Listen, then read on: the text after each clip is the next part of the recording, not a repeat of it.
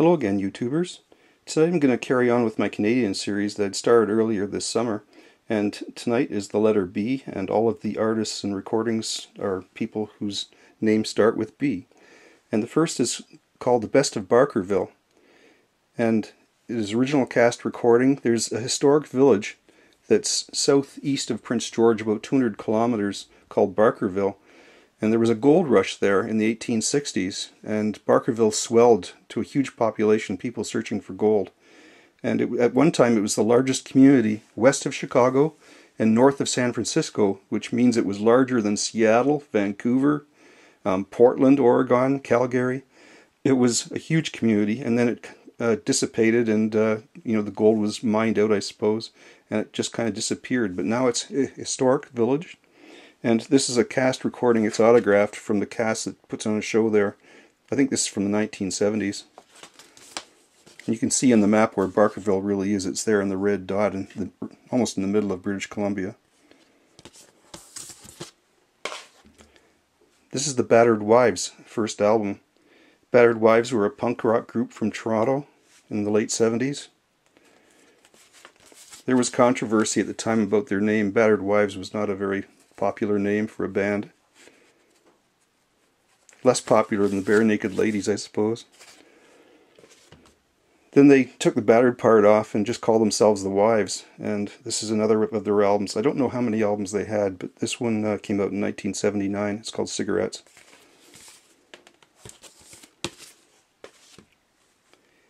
This Canadian group is called The Bells, and this is their first album. It's called Fly Little White Dove Fly. And Frank Mills, who later had a hit song called Music Box Dancer, a piano piece, was a member of this group at one time. This is the same album as this, though. This one's called Stay a While. Stay a While became a bigger hit. It went to, I think it was top 10 in the United States, as well as being a big hit here in Canada. This is the greatest hits. It's called Tonight, the Best of the Bells. Same group. This is a fellow from Vancouver, Barney Bentall, and the Legendary Hearts. This is, I think, their first album. It's late 80s. And this is second album. It's called Lonely Avenue. This album's from 1990, probably one of the last standard pieces of vinyl released. 1990. Now, the Bentall family are a large real estate development company, and they own shopping plazas, and they're a very large, wealthy family, I think, in British Columbia. Barney's a member of that family. This is Bim, Kid Full of Dreams. This came out in 1975, and Bim is actually Roy Forbes. He goes by the name of Roy Forbes now instead of Bim. I think Bim was his nickname. This was released Casino Records. It's a Canadian label from Vancouver. He's originally from Dawson Creek, British Columbia, which is north of Prince George. This is, I think, a second album called Rain Check on Misery.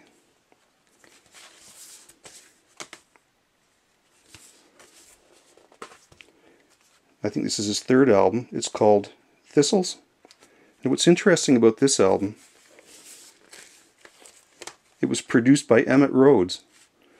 Emmett Roads. Now that's unusual, because I thought Emmett Roads kind of went into, became kind of a hermit in the 70s, but he actually produced this Bim album. Now Roy Forbes, you still hear him on the CBC, he does radio shows sometimes, he's a very interesting character, and he is a true record collector as well, collecting a lot of old country music. This is Blue Northern, Canadian group. What's interesting about this, though, is one of the members was Billy Cowsill of the Cowsills. This album came out in 1981. This was a new wave group called Blue Peter. The album's called Falling. And I think they were from around Hamilton, Ontario.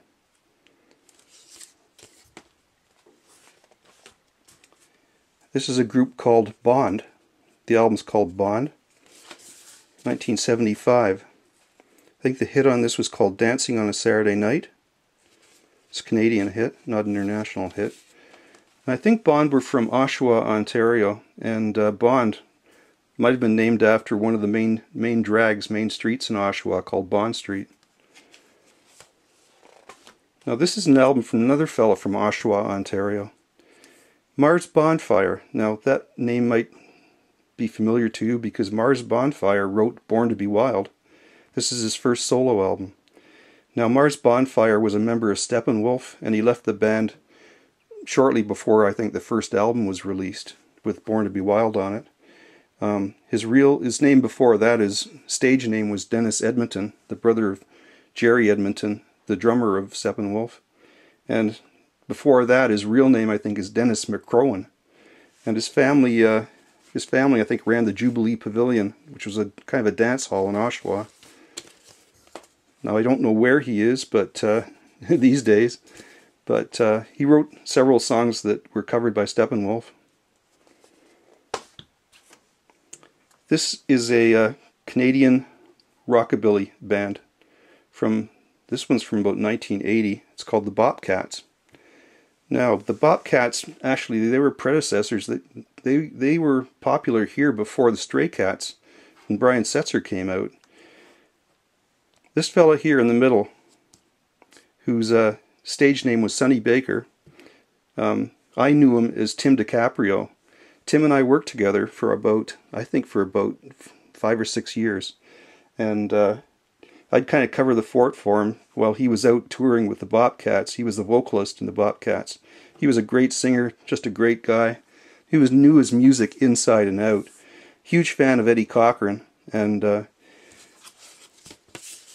that's the first album on Attic Records.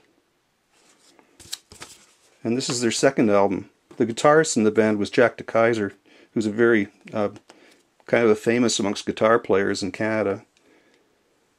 Wild Jungle Rock. I think they only had 2 albums on Attic Records.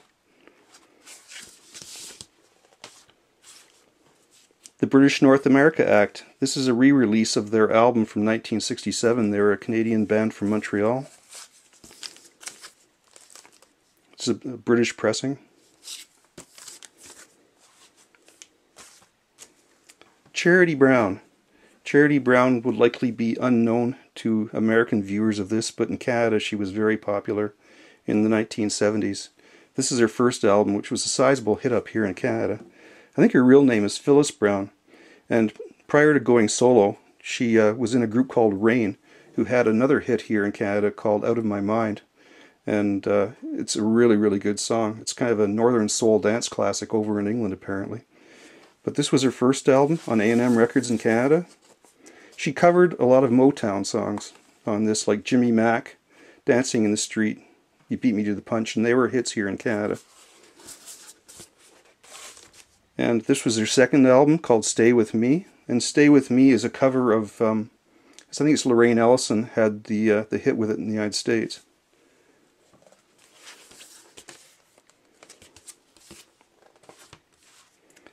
Jim Burns, Burning. This is from the early 80s. He was a Vancouver guitar player, musician, and backing him on this album is members of the Powder Blues Band.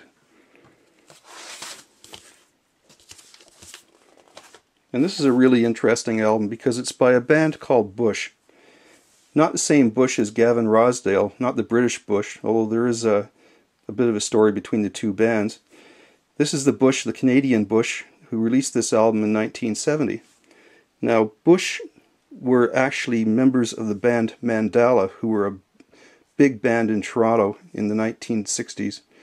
They had a couple hit singles, and then in 1969, I think it was, they changed their name to Bush.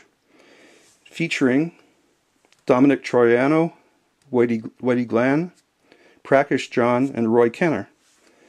Now, what's interesting about this is the fact that they released the one album.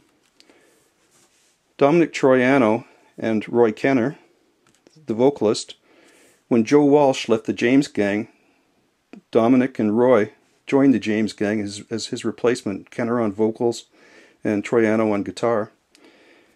Prakash John and Whitey Glenn went on to work with Lou Reed, and they played, they were the rhythm section on Lou Reed's Rock and Roll Animal album and also on his live album. After that, they moved on to play with Alice Cooper, and they were in Alice Cooper's band around the time of Welcome to My Nightmare. Now, Dominic Troiano, he joined the Guess Who, for a while after leaving the James Gang. Roy Kenner stayed on in the James Gang, and he was the vocalist when Tommy Bolin was in the James Gang. This album, there was one song that was kind of a hit here in Canada. It's called I Can Hear You Calling. Now the tie-in with Gavin Rosdale's Bush and this Bush is the fact that in North America, at least, the British Bush had to call themselves Bush X, because Troiano and the band owned the rights to the name of Bush. So at some point in the 1990s, I think Bush X made some kind of a charitable donation and made an agreement with Bush to use the name without having to add the X in the end. Thank you for watching.